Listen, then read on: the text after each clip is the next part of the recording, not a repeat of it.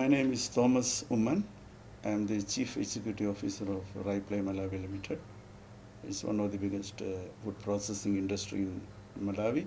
We are based in North Part, Misimba district. It's called Chikangawa. I started my career in 1999 and I noticed a lot of changes in the climate.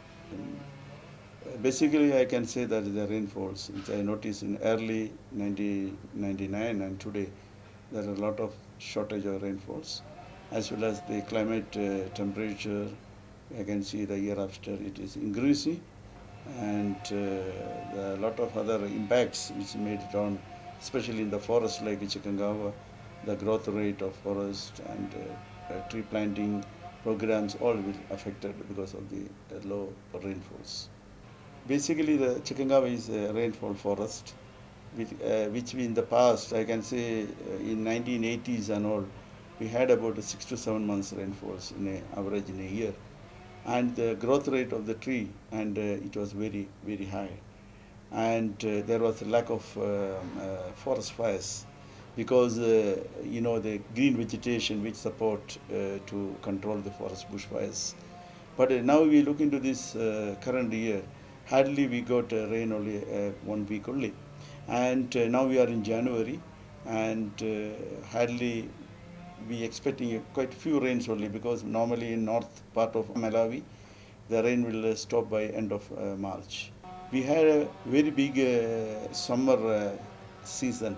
Normally summer in Chikangawa is very small, maybe a week or two. But currently we have more than 2 months summertime. The temperature is going up, the vegetation is getting dry, and the wind is too high. Then we are lost hundreds and hundreds of hectares of forest annually because of the high temperature and the grass, dry grasses. It affected the small sparkings by malicious fires or by any accidental fires. It caused and damaged a lot of young and old plantations. And also we noticed that we had a lot of animals within the forest. This wildlife is now totally destroyed because the lack of water, the lack of green vegetations for them. Also, livelihood in this part is really affected because of the lack of rains. They cannot collect mushrooms and other forest bioproducts from the forest. It's all lacking because of these climate changes. Also, within the Chikangawa, we have about 53,500 hectares of forest.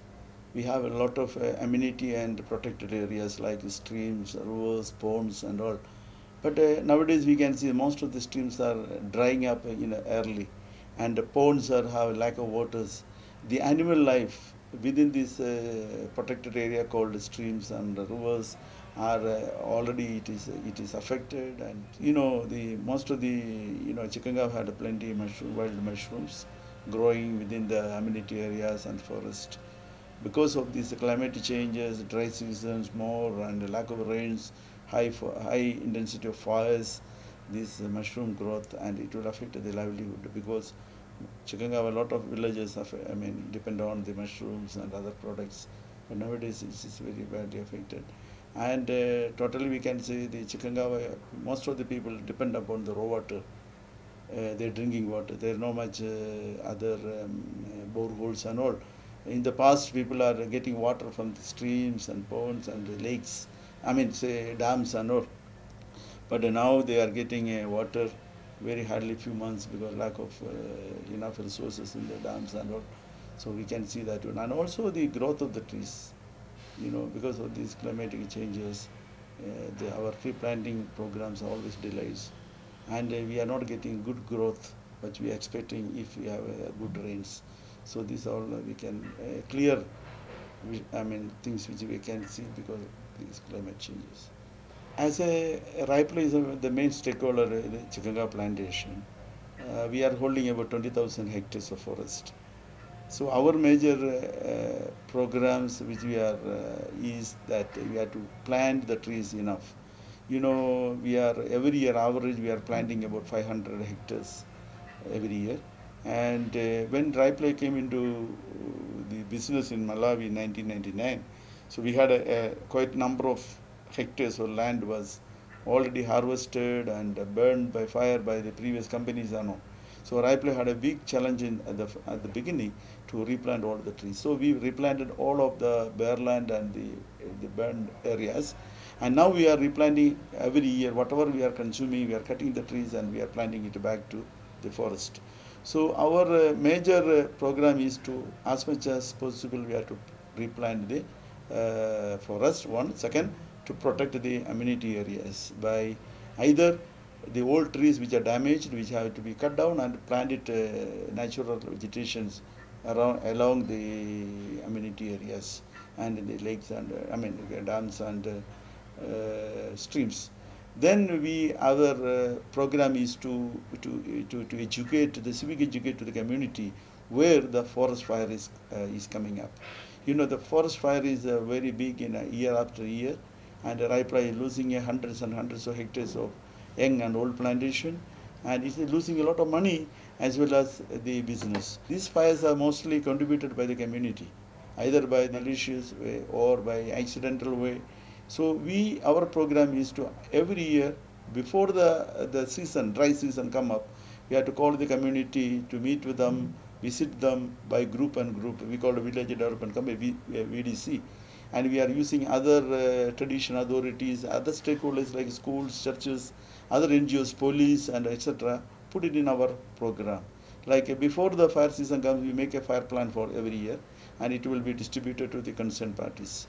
Thereafter, we are making a number of meetings with the villages to empower them, to understand them, educate them the importance of forest, and even the climate changes, which have very little impact on them because they are not very sure about this complication of this climate changes. And we do fire sensitization, annual meetings. Then we are to put the wildlife and scout people to protect the amenity areas. Then we put the students and teachers to educate their schools. As we go and visit the schools and give a lecture to the students, because they are the future, so they must know very well about the importance of forest. Then we do radio programs, community radio programs, which the community can attract it and they can learn, and they can even we do a lot of interviews with the communities and seeking their advice and their programs and plans, etc. Then we are empowering them and to bring them very close to the forest management by giving materials. Like we assist them to schools by providing learning materials, then iron sheets, cement, then we give them other material which is required for schools and community, and we are giving free boreholes. Then also we make it them as a part of the company and part of the forest by giving out various things. We're giving coffins, we're giving them medical facilities, other transport, etc. So they must be close to the company and the forest to protect them. And also, we used to burn out the timber, which cannot be converted into value addition. But since, last 2009 and 2010, we plan to put up a new factory, which is called Raiply EPZ Limited, which is manufacturing MDF boards or melamine and plain boards, which we are converting all our waste, which we in the past used to burn, which is converted into value addition. This new industry will intake all the waste of the existing older company, then it converted into value addition by making MDF boards, and the 100% of this board we are exporting to the other countries in Africa. We can see a lot of changes, a lot of impact we are expecting in the near future. It's already, we can start it up. One is that quality of the timber which we are getting with the plantation, because we had a lot of fire in the forest. As a result of the fire, the quality of the timber is getting down. And most of the trees in the old plantation, we have ground fires, and because of the ground fire, the trees are dying earlier than the period, and we are getting a poor quality timber. So the product which we are making out from them, it is also getting inferior. Second one, the future of the industry. As Raiply invested more than 8 to 9 billion kocha for diversifying this process of industry. We are come to a modern industry, computerized machines and all to get a maximum output and within the best quality. But look in the future, every year we are losing thousands of hectares.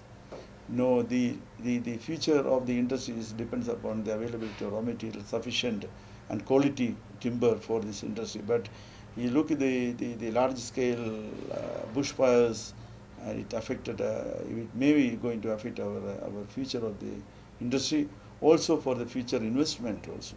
Because if you have enough resources, we can invest further more for the wood processing. But I hope if it go like this, but the future of the industry is also be a question mark.